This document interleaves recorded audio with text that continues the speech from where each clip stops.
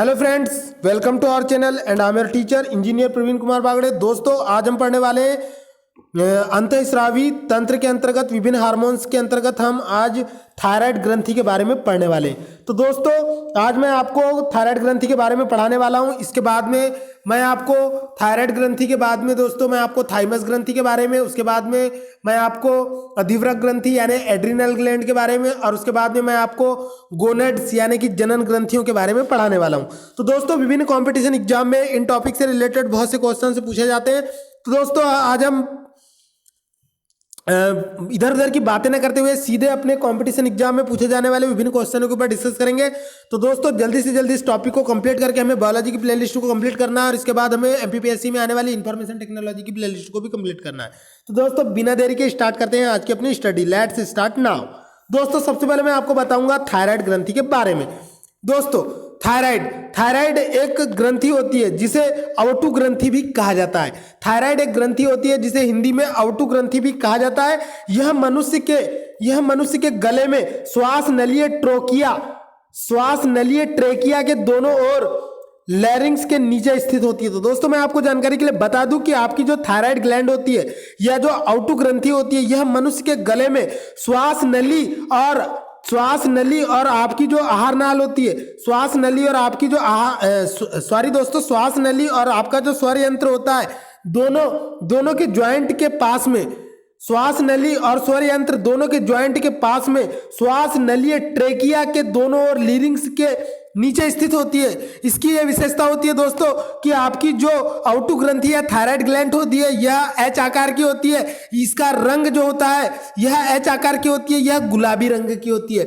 लड़कियों को गुलाबी रंग, पिंक कलर बहुत पसंद होता है। दोस्तों, मैं आपको जानकारी के लिए बता दूं कि हमारी थायराइड ग्लैंड भी पिंक कलर की होती है। इसके अलावा यह एच आकार की होती है। दोस्तों, थायराइड ग्लैंड जो होती है एच आकार की होती है। इसका भार 25 से 30 ग्राम का होता है। पुरुषों में यह छोटी होती है। दोस्तों, पुरुषों में इनका आकार क्या होता है? छोटा होता है, और महिलाओं में बड़ी होती है। तथा बुढ़ापा जैसे जैसे आपको आता है, जैसे जैसे आप वयस्क होते हैं या जरापन की ओर जाते हैं यानी बुढ़ापे की ओर जाते हैं, तो आपकी जो थायराइड ग्लैंड है दोस्तों, ये धीरे धीरे क्या होने लगती है? छोटी होने लगती है।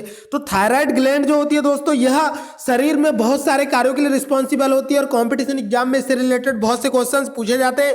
तो आइए दोस्तों, डिटेल में डिस्क्राइब करते हैं। सबसे पहले तो थायराइड ग्लैंड को हिंदी में अवटु ग्रंथि कहा जाता है। दोस्तों, ये कहां पाई जाती है? मनुष्य के गले में पाई जाती है। कहां पाई जाती है? मनुष्य के गले में पाई जाती है। और श्वास नली और स्वर यंत्र दोनों के बीच में, श्वास नली और स्वर यंत्र के पास में, श्वास नली और स्वर यंत्र की दोनों के पास में पाई जाती है। इसके अलावा दोस्तों, ये जो है दोनों ओर लिरिंग्स के नीचे स्थित होती है। इसके अलावा दोस्तों, इससे निकलने वाले 3 प्रकार के हार्मोन्स होते हैं। कितने प्रकार के हार्मोन्स निकलते हैं दोस्तों?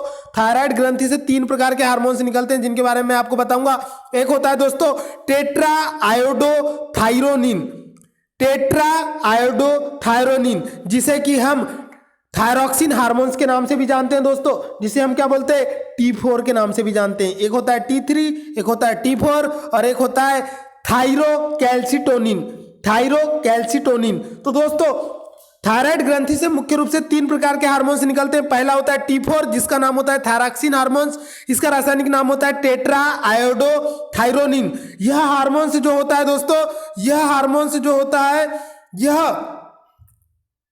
टेट्रा आयोडोथायरोनिन, यह हार्मोन जो होता है, यह अमीनो अम्ल और 65% आयोडीन से मिलकर बना होता है। इसके अलावा दोस्तों, यह सभी उपापचयी क्रियाओं की दर का नियमन करता है और कोशिकाओं में ऊर्जा उत्पादन को बढ़ाता है, यानी कि मेटाबॉलिज्म के ऊपर भी नियंत्रण करता है। यह हार्मोन जीवन की रफ्तार को बढ़ाता है, यह जीवन की गति को बनाए रखता है। इसके अलावा यह हृदय स्पंदन की दर को भी प्रभावित करता है, यानी कि ब्लड प्रेशर और हार्ट अटैक के लिए भी रिस्पॉन्सिबल होता है। इसके अलावा दोस्तों, जीवों में यह कायांतरण या मेटामॉर्फिज्म के लिए भी रिस्पॉन्सिबल होता है। तो इस तरह से ये हार्मोन्स जो होते हैं दोस्तों, ये जो होते हैं काफी इंपॉर्टेंट होते हैं। तो थायराइड ग्रंथि is very important for our body. आगे बढ़ते हैं दोस्तों, मैं आपको जानकारी के लिए बता दूं कि थायराइड ग्रंथि से मुख्य रूप से 3 हार्मोन्स निकलते हैं। पहला होता है T4, जिसका रासायनिक नाम होता है टेट्रा आयोडोथायरोनिन। थायरॉक्सिन का ही नाम होता है दोस्तों टेट्रा आयोडोथायरोनिन, जिसे कि T4 कहा जाता है। थायरॉक्सिन हार्मोन्स को T4 या टेट्रा आयोडोथायरोनिन कहा जाता है। इसे टेट्रा आयोडोथायरोनिन इसलिए कहा जाता है दोस्तों क्योंकि इसमें आयोडीन के 4 परमाणु होते हैं, और जब थायराइड की जांच करते हैं डॉक्टर लोग तो T3 या T4 लिखते हैं, यानी कि किस हार्मोन की ज्यादा स्रावित हो रहा है या कम स्रावित हो रहा है उसका शॉर्ट फॉर्म लिखते हैं। तो T3 जो होता है दोस्तों वो ट्राई आयोडोथायरोनिन होता है, और T4 जो होता है वो टेट्रा आयोडोथायरोनिन होता है। तो T4 जो होता है दोस्तों टेट्रा आयोडोथायरोनिन या थायरॉक्सिन, इसमें आयोडीन के 4 परमाणु होते हैं, और ट्राई आयोडोथायरोनिन या T3 जो होता है इसमें आयोडीन के 3 परमाणु होते हैं। ओके दोस्तों, आगे बढ़ते हैं। इसके बाद में मैं आपको बताऊंगा थायरॉक्सिन के कार्य के बारे में। दोस्तों थायरॉक्सिन जो होता है, आप लोगों ने सुना होगा कि मनुष्य में आयोडीन की कमी से कौन सा रोग होता है, घेंगा रोग होता है, ग्वाइटर होता है, ग्वाइटर यानी घेंगा रोग। ये रोग जो होता है दोस्तों पहाड़ी पर पाए जाने वाले लोगों में ज्यादा मात्रा में पाया जाता है, क्योंकि मैं आपको जानकारी के लिए बता दूं दोस्तों कि वो पहाड़ी पर पाए जाने वाले लोगों को ज्यादा क्यों होता है, क्योंकि पहाड़ी पर जो लोग पाए जाते हैं उन्हें आयोडीन प्रॉपर मात्रा में नहीं मिल पाता, वो लोग मिट्टी के बर्तन में पानी पीते हैं।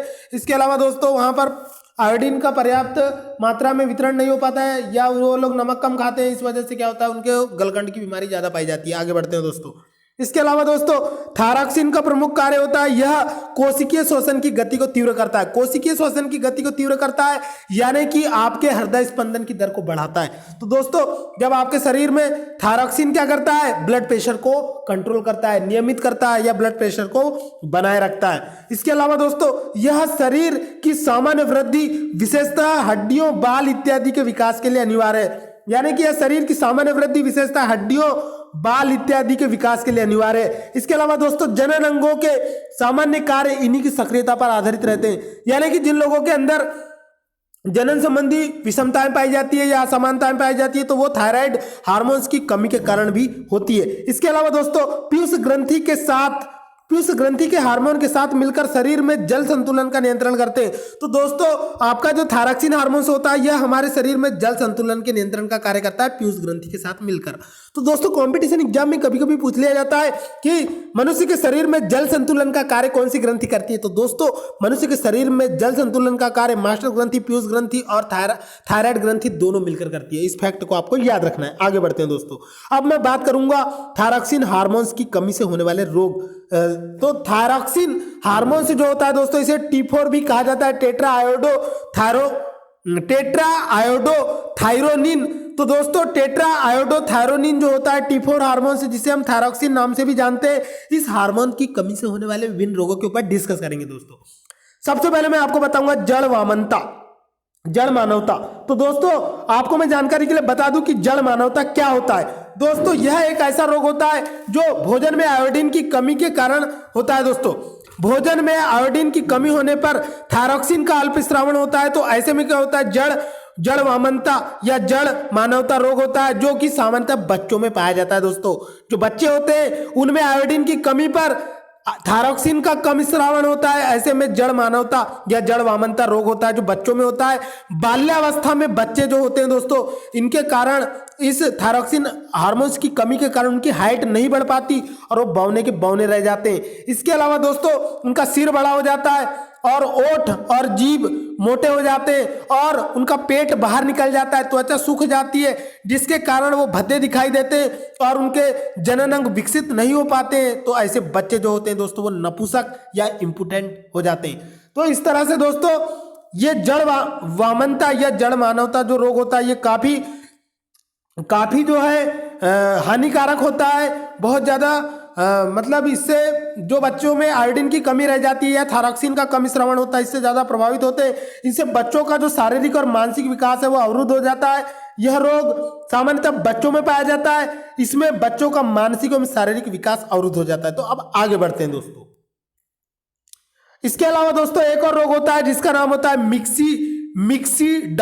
मिक्सीडमा भी एक प्रकार का ऐसा रोग होता है दोस्तों जो थायरॉक्सिन हार्मोन्स की अल्प स्रावण के कारण होता है। यौनावस्था में इसकी कमी से होने वाले रोग उपापचय भलीभांति नहीं हो पाता, जिससे हृदय स्पंदन व रक्तचाप कम हो जाता है, जिससे आपके हृदय की धड़कन कम हो जाती है और आपका ब्लड प्रेशर भी कम हो जाता है और हृदय स्पंदन भी कम हो जाता है। मतलब कि आप सुस्त लगने लगता है। यह मिक्सीडेमा रोग होता है दोस्तों।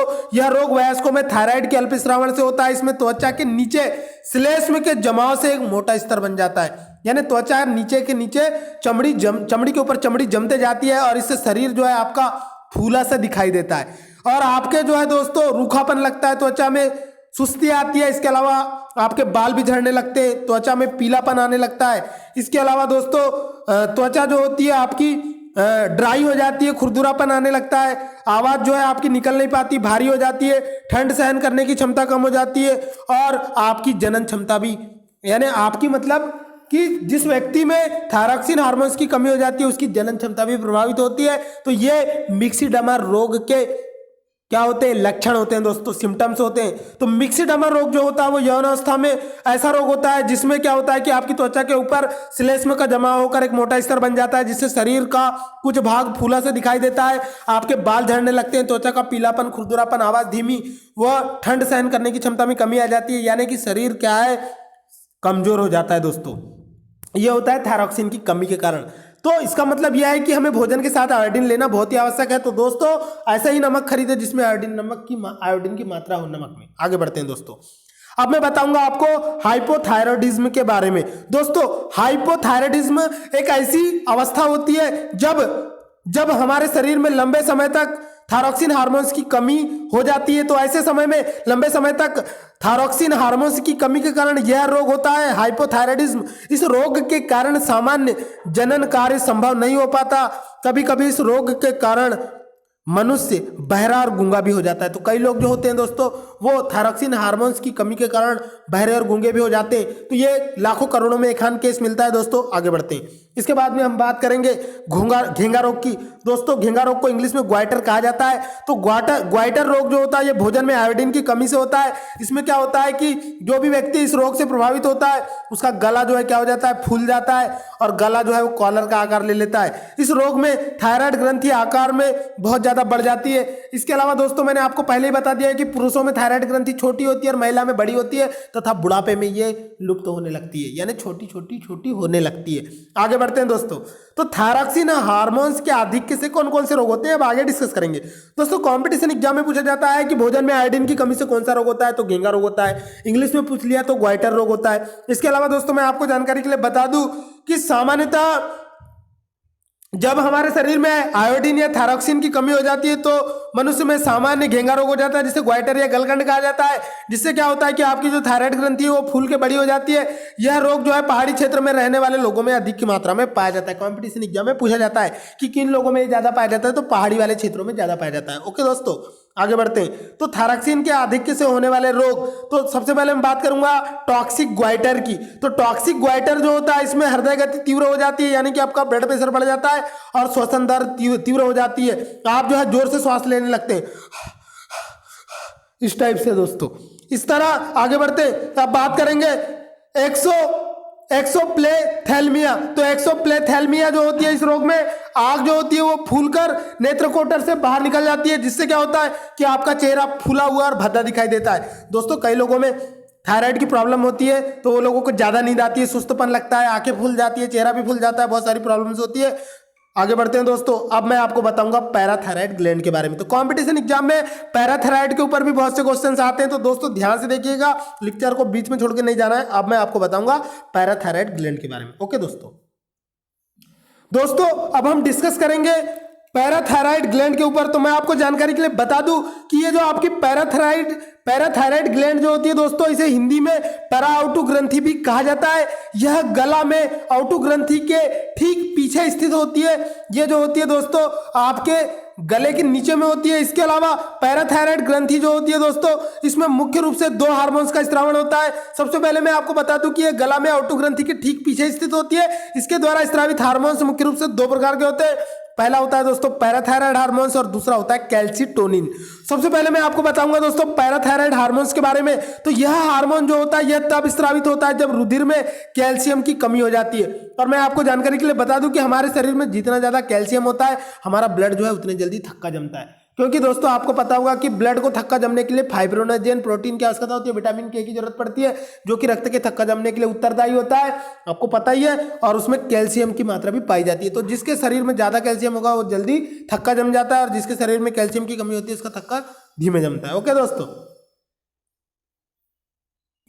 आगे बढ़ते हैं दोस्तों, हम बात कर रहे थे पैराथायराइड ग्लैंड की। तो पैराथायराइड ग्लैंड जो होती है यह हार्मोन तब स्रावित होता है जब रुधिर में कैल्शियम की कमी हो जाती है। तो दोस्तों कंपटीशन एग्जाम में पूछा जाता है कि पैराथायराइड हार्मोन्स का स्रावण कब होता है, जब हमारे शरीर में कैल्शियम की कमी हो जाती है। इस फैक्ट को आपको याद रखना है। इसके अलावा दोस्तों जो कैल्सिटोनिन हार्मोन्स होता है यह रुधिर में कैल्शियम की मात्रा जब अधिक हो जाती है तब यह कैल्सिटोनिन हार्मोन्स स्रावित होता है।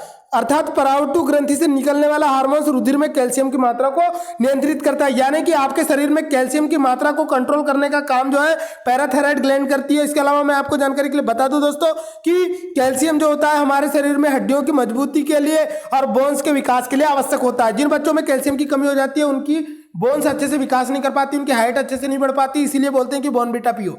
आगे बढ़ते हैं दोस्तों, इसके बाद में मैं आपको थाइमस ग्रंथि के बारे में बताऊंगा।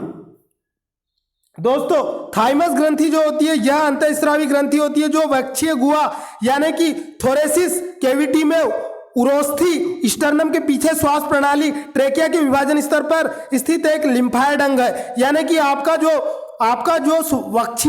वक्षीय गुहा होती है, यानी कि जो आपके फेफड़े वाली गुहा होती है दोस्तों, जिसे कि हम थ्रोएटिक कैविटी या उरोस्थी स्टर्नम के पीछे जो श्वास प्रणाली के विभाजन यानी कि दोनों फेफड़े जो दोनों साइड में बैठते हैं उसके पीछे में एक लिम्फाइड अंग होता है।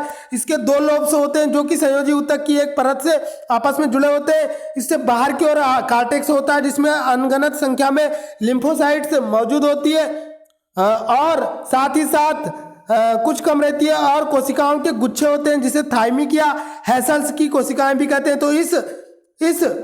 तो क्या होता है दोस्तों, इस ग्रंथि को उम्र के अनुसार इसका आकार जो है वो अलग अलग होता जाता है। तो जो आपकी थाइमस ग्रंथि होती है दोस्तों, जब आप बच्चे होते हैं यानी 2 साल की उम्र तक इसका विकास होता है, ये बढ़ते जाती है और इसके बाद ही सिकुड़ती जाती है और वयस्क अवस्था तक आते तक ये सिर्फ तंतुमय अवशेष के रूप में पाई जाती है। यानी कि जो थाइमस ग्रंथि होती है दोस्तों वो वयस्क मनुष्यों में समाप्त हो चुकी होती है, सिर्फ अवशेष के रूप में पाई जाती है। इसके अलावा थाइमस ग्रंथि से थाइमोसिन नामक पेप्टाइड हार्मोन्स का स्रावण होता है जो मुख्य रूप से टी कोशिकाओं के निर्माण में मदद करता है। टी हेल्पर सेल्स जो होती है दोस्तों ये हमारे शरीर में क्या करती है, प्रतिरक्षा तंत्र का विकास करती है। इसके अलावा दोस्तों ये कोशिकाएं शरीर की रोग रोधक क्षमता को बढ़ाए रखने में काफी महत्वपूर्ण भूमिका निभाती है। यानी कि थाइमस ग्रंथि प्रतिरक्षा तंत्र के विकास में महत्वपूर्ण भूमिका निभाती है। इसी ग्रंथि से स्रावित होने वाले स्राव का प्रभाव जनन ग्रंथियों के विकास और यौन के आरंभ पर पड़ता है। हड्डियों के विकास पर भी यह नियंत्रण करती है। तो दोस्तों थाइमस ग्रंथि जो होती है बच्चों में 2 साल तक विकसित होती है,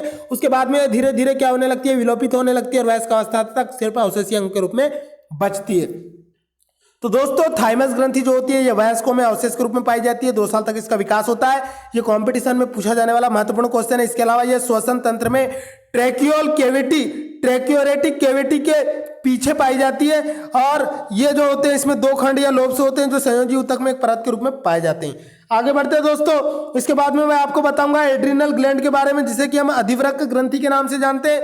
दोस्तों ये ग्रंथि जो होती है हमारे किडनी के ऊपर पाई जाती है, जिसका मुख्य कार्य जो है तनाव की स्थिति में हार्मोन्स को निकालना होता है। मतलब जब हम हाइपरटेंशन में आ जाते हैं या तनाव में आ जाते हैं तब आपकी जो एड्रिनल ग्लैंड होती है ये जो हमारे किडनी के ऊपर पाई जाती है ये क्या करती है, हमारे ब्लड प्रेशर को बढ़ाती है, घटाती है और बहुत सारे कार्यों के लिए रिस्पॉन्सिबल होती है। ठीक है दोस्तों, तो आपकी जो अधिवृक्क ग्रंथि होती है दोस्तों ये क्या करती है, अधिवृक्क ग्रंथि जो होती है ये आपके वृक्क के ऊपर होती है और ये जो होती है दोस्तों इसका मुख्य कार्य तनाव की स्थिति में हार्मोन निकालना होता है। जब आप टेंशन ले लेते हैं या आपको नींद नहीं आती तो ऐसे समय में हार्मोन कौन स्रावित करती है, तो आपकी एड्रिनल ग्लैंड हार्मोन से स्रावित करती है। इसके अलावा दोस्तों ये आपके ब्लड प्रेशर को भी रेगुलेट करती है, हृदय स्पंदन की दर को भी रेगुलेट करती है। इसके अलावा दोस्तों अधिवृक्क ग्रंथि से निकलने वाले हार्मोन्स को लड़ो एवं उड़ो, फाइट एंड फ्लाइट, लड़ो और उड़ो यानी कि उठो और दौड़ो, इस तरह के कार्यों को करने के लिए रिस्पॉन्सिबल होती है। इसके अलावा दोस्तों इस ग्रंथि के मुख्य रूप से 2 भाग होते हैं और हर ग्रंथि के बाहरी भाग को कॉर्टेक्स और अंदरूनी भाग को मेड्यूला कहा जाता है। इस फैक्ट को आपको गांठ बांध लेना है दोस्तों, सारी ग्रंथियों के बाहरी भाग को कॉर्टेक्स कहा जाता है और अंदरूनी भाग को मेडुला कहा जाता है। समझ गए ना दोस्तों, आगे बढ़ते हैं। इसके बाद अलावा दोस्तों अब हम बात करेंगे कॉर्टेक्स से निकलने वाले विभिन्न हार्मोन्स। तो दोस्तों आपकी जो एड्रिनल ग्रंथि होती है उसका जो बाहरी भाग होता है उससे जो हार्मोन्स निकलते हैं और उनके जो कार्य होते हैं उसके ऊपर डिस्कस करेंगे। दोस्तों मैं आपको जानकारी के लिए बता दूं कि एड्रिनल ग्रंथि के कॉर्टेक्स यानी कि बाहरी भाग से मुख्य रूप से 3 प्रकार के हार्मोन्स निकलते हैं, जिसके महत्वपूर्ण कार्य जो है वो मैं अब आपको बताने वाला हूं। दोस्तों सबसे पहले मैं आपको बताऊंगा ग्लूकोकार्टिकॉइड्स। ग्लूकोकार्टिकॉइड्स ये जो हार्मोन्स होता है ये कार्बोहाइड्रेट, प्रोटीन एवं वसा उपपचय को नियंत्रित करता है। मतलब कि अगर ये हार्मोन्स आपके शरीर में प्रॉपर मात्रा में निकल रहा है तो आपके शरीर में कार्बोहाइड्रेट, प्रोटीन एवं वसा का उपपचय अच्छे तरीके से होगा। अगर ये हार्मोन्स प्रॉपरली नहीं निकल रहा है तो आपके शरीर में कार्बोहाइड्रेट, प्रोटीन एवं वसा उपपचय प्रॉपरली नहीं हो पाएगा। इसके अलावा दोस्तों नेक्स्ट हार्मोन्स होता है मिनरलोकॉर्टिकॉइड। मिनरलोकॉर्टिकॉइड जो होता है दोस्तों यह एक ऐसा हार्मोन होता है, इसका मुख्य कार्य वृक्क नलिकाओं द्वारा लवण के पुनः अवशोषण एवं शरीर में अन्य लवणों की मात्राओं को नियंत्रित करना होता है। इसके अलावा दोस्तों जो मिनरलोकॉर्टिकॉइड्स होता है ये शरीर में मिनरल्स की मात्रा को नियंत्रित करता है, यानी कि शरीर में विभिन्न लवणों के अवशोषण और अन्य लवणों की मात्राओं का नियंत्रण करता है।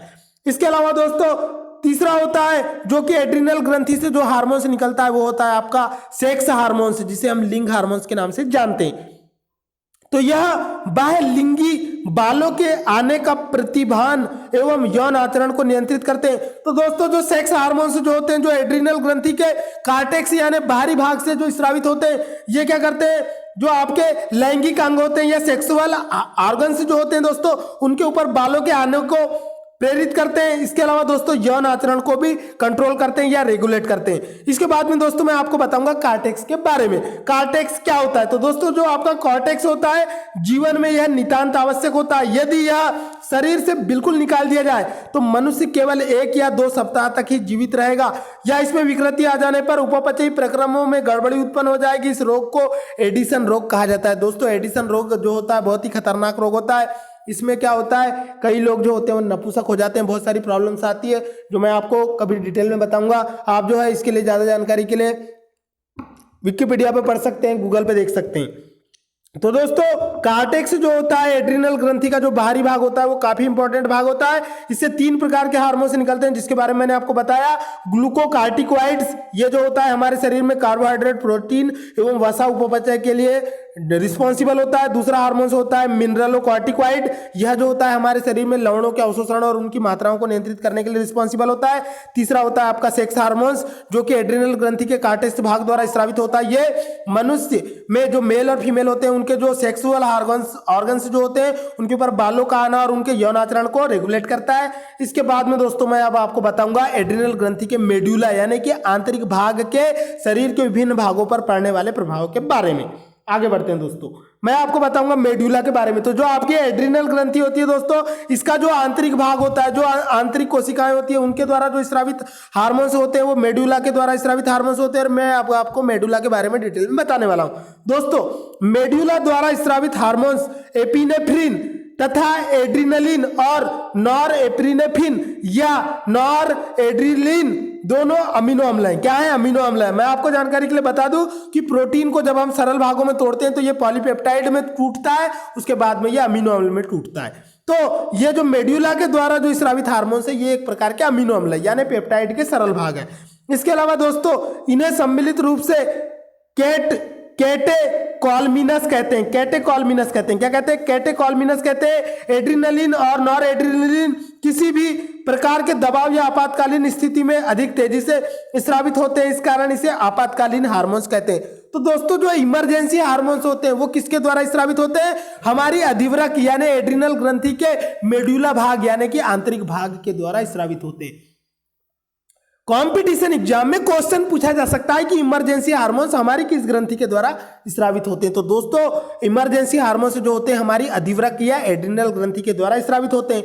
अगर क्वेश्चन आता है कि किस भाग के द्वारा स्रावित होते हैं तो आंतरिक भाग यानी मेड्यूला के द्वारा स्रावित होते हैं। ठीक है दोस्तों, क्लियर हो गया होगा।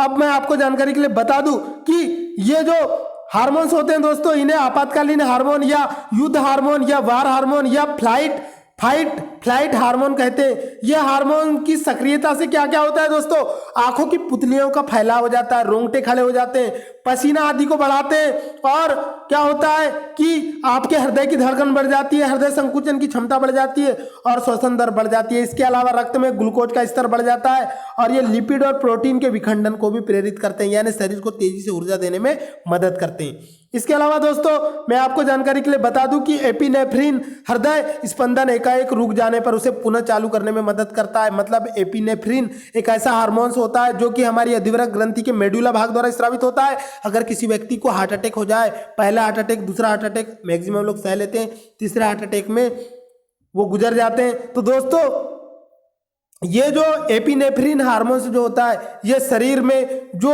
हृदय स्पंदन के एकाएक रुक जाने के बाद फिर से ब्लड सप्लाई को रेगुलेट करने के लिए या चालू करने के लिए जिम्मेदार होता है एपिनेफ्रिन हार्मोन। आगे बढ़ते हैं दोस्तों, मैं आपको जानकारी के लिए बता दूं कि उत्तेजना के समय एड्रेनलिन हार्मोन अत्यधिक मात्रा में उत्सर्जित होता है, जिससे क्रोध, भय एवं खतरे के समय आपकी हृदय स्पंदन की दर बढ़ जाती है, श्वसन दर बढ़ जाती है, आपके हाथ पर तेजी से काम करने लगते हैं। जब किसी व्यक्ति को गुस्सा आता है तो उसे कुछ समझ नहीं आता। जो व्यक्ति जो होता है दोस्तों 5 किलो का वजन नहीं उठा सकता, वो बुढ़ा आदमी गुस्सा आने पर 5 फीट की दीवार कूद जाता है। आप लोग ऐसा अपने रियल लाइफ में भी देखते हैं। जब बुढ़े लोग जो होते हैं, आपके घर के जो बुजुर्ग लोग होते हैं, वो लोगों को जब गुस्सा आता है तो वो घर का तो छोटा छोटा काम नहीं कर पाते, लेकिन जब गुस्सा आता है तो कुछ भी उठा के मार देते हैं। ठीक है दोस्तों, आगे बढ़ते हैं मजाक के लिए आगे बढ़ते हैं दोस्तों। अब बात करेंगे हम गोनेड्स के बारे में। दोस्तों गोनेड्स हमारे शरीर में पाए जाने वाली एक सेक्सुअल ग्लैंड होती है जिसे हम जनन ग्रंथि के नाम से जानते हैं। तो गोनेड जो होता है दोस्तों यह कंपटीशन एग्जाम के लिए बहुत ही महत्वपूर्ण है। कंपटीशन एग्जाम में जनन संबंधी विभिन्न क्वेश्चंस आते हैं। तो दोस्तों जनन का नाम, ओवरी का नाम आपने तो सुना ही होगा। दोस्तों ओवरी जो होता है ये महिलाओं में पाया जाने वाला एक प्रकार का सेक्सुअल हार्मोन से होता है, जिसमें क्या बनते हैं, अंडाणु बनते हैं, जो परिपक्व होकर हर महीने महिला की योनि द्वार से बाहर निकल जाते हैं, जिसे मासिक चक्र कहा जाता है। तो ये जो अंडाशय होते हैं दोस्तों ये विकसित होकर 16वें दिन परिपक्व होकर गर्भाशय में आ जाता है। और अगर 14वें से 16वें दिन के बीच में अगर मेल यानी कि जो नर होता है वह अगर महिला के पास जाता है तो उससे क्या होता है, महिला प्रेग्नेंट हो जाती है और महिला क्या हो जाती है, गर्भवती हो जाती है। तो दोस्तों अंडाशय क्या है, एक बहुत ही महत्वपूर्ण अंग है, किसी महिला के गर्भधारण के लिए बहुत ही ज्यादा इंपॉर्टेंट होता है। दोस्तों ये महिलाओं का बहुत ही महत्वपूर्ण अंग होता है। तो इससे निम्न हार्मोन्स का स्रावण होता है, डिटेल में पढ़ते हैं दोस्तों। एस्ट्रोजेन जो होता है यह अंडवाहिनी यानी कि ओविडक्ट के परिवर्धन को पूर्ण करता है। तो एस्ट्रोजेन जो होता है दोस्तों यह हार्मोन जो होता है अंडवाहिनी यानी ओविडक्ट के परिवर्धन यानी कि उसके रखरखाव और उसके मतलब कि पूरे मैनेजमेंट का काम संभालता है दोस्तों। इसके अलावा प्रोजेस्टेरॉन जो हार्मोन होता है यह एस्ट्रोजेन से सहयोग कर स्तन वृद्धि करने में सहायता करता है। तो दोस्तों महिलाओं में स्तन वृद्धि के लिए प्रोजेस्टेरॉन हार्मोन जो है रिस्पॉन्सिबल होता है स्तनों के विकास के लिए।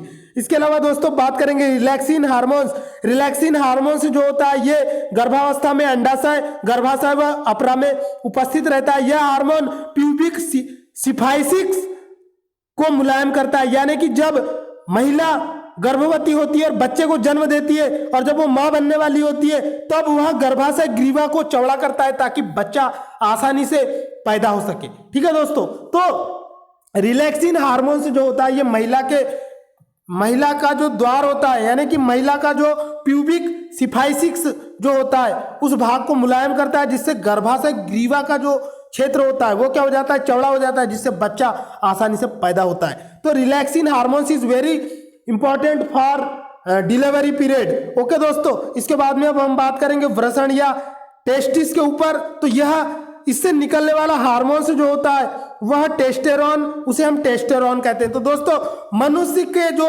सेक्सुअल ऑर्गन्स जो होते हैं जिसमें जो नीचे में 2 गोले पाए जाते हैं जिसे वृषण या टेस्टिस कहते हैं, इससे निकलने वाले हार्मोन्स को टेस्टोस्टेरोन कहते हैं। दोस्तों ये वही टेस्टोस्टेरोन हार्मोन्स होता है जिसे कई लोग बॉक्सिंग करने वाले बॉक्सर डोपिंग के रूप में लेते हैं और ज्यादा परफॉर्मेंस के लिए यूज करते हैं। दोस्तों यह एक प्रकार का सेक्सुअल हार्मोन्स होता है जो कि पुरुषोचित लैंगिक लक्षणों के परिवर्धन को और यौन आचरण को प्रेरित करता है। तो दोस्तों इससे मनुष्य का शरीर गठीला होता है और मजबूत होता है और हड्डियां दृढ़ होती है। इसके अलावा दोस्तों वृषण जो होता है जब इसे फोड़ दिया जाता है या नष्ट कर दिया जाता है तो इसे वृषण नाशन कहा जाता है। जो बैल या जो ऑक्स होते हैं जिनके वृषण को नष्ट कर दिया जाता है, तो वो खेती के काम में यूज किए जाते हैं। वैसे हम किसान के बेटे हैं दोस्तों, तो हमें ये जानकारी के लिए पता होना चाहिए, बैल जो होता है उसके वृषणों को नष्ट कर दिया जाता है, इस कारण वो प्रजनन के योग्य नहीं रहते, उन्हें सिर्फ खेती के काम में लाया जाता है। जबकि जो सांड होते हैं दोस्तों, उनका उपयोग प्रजनन के कार्यों के लिए लिया जाता है। तो आप समझ गए होंगे वृषण की मनुष्य के जीवन में क्या भूमिका है। ठीक है दोस्तों, तो अब हम बताएंगे आपको गोनेड्स के बारे में। तो गोनेड्स के ऊपर कंपटीशन एग्जाम में बहुत से क्वेश्चन आते हैं। महिला का जो ओवरी होता है, इससे स्रावित होने वाले मुख्य रूप से 2 हार्मोन्स होते हैं, एस्ट्रोजन और प्रोजेस्टेरॉन और रिलैक्सिन। तो दोस्तों एस्ट्रोजन जो होता है ये अंडवाहिनी या ओविडक्ट के मैनेजमेंट के लिए रिस्पॉन्सिबल होता है। प्रोजेस्टेरॉन जो होता है दोस्तों, ये महिलाओं की स्तन वृद्धि और दुग्ध संबंधी कार्यों के लिए रिस्पॉन्सिबल होता है। इसके अलावा दोस्तों रिलैक्सिन हार्मोन जो होता है ये महिला के प्रजनन के समय गर्भाशय ग्रीवा के द्वार के चौड़ा होने के लिए रिस्पॉन्सिबल होता है। और वृषण जो होता है दोस्तों, ये पुरुष में लैंगिक लक्षणों के विकास के लिए रिस्पॉन्सिबल होता है, और मनुष्य में जो पुरुषत्व या मर्दानगी जो होती है वो वृषण के कारण ही होती है। तो इस तरह से दोस्तों मेरा ये वीडियो यहाँ पर कंप्लीट हुआ। मैं था आपका टीचर इंजीनियर प्रवीण कुमार बागड़े। ऐसे ही ज्ञानवर्धक वीडियो आपके लिए लाता रहूंगा। आने वाले समय में दोस्तों मैं आपको श्वसन तंत्र का वीडियो लेकर आने वाला हूं, तो वो वीडियो को भी आप जरूर देखें। मिलते हैं अगले वीडियो में, तब तक के लिए आपको अपना ख्याल रखना है। ठीक है दोस्तों। तो दोस्तों आपके कमेंट में आप लोग बहुत कंजूसी कर रहे हैं, मैं वीडियो कैसे बना रहा हूं, मुझे आप अपने ओपिनियन शेयर कीजिए। आपका बहुत बहुत भला होगा। तो मिलते हैं अगले वीडियो में, तब तक के लिए टाटा बाय बाय, खुदा हाफिज दोस्तों।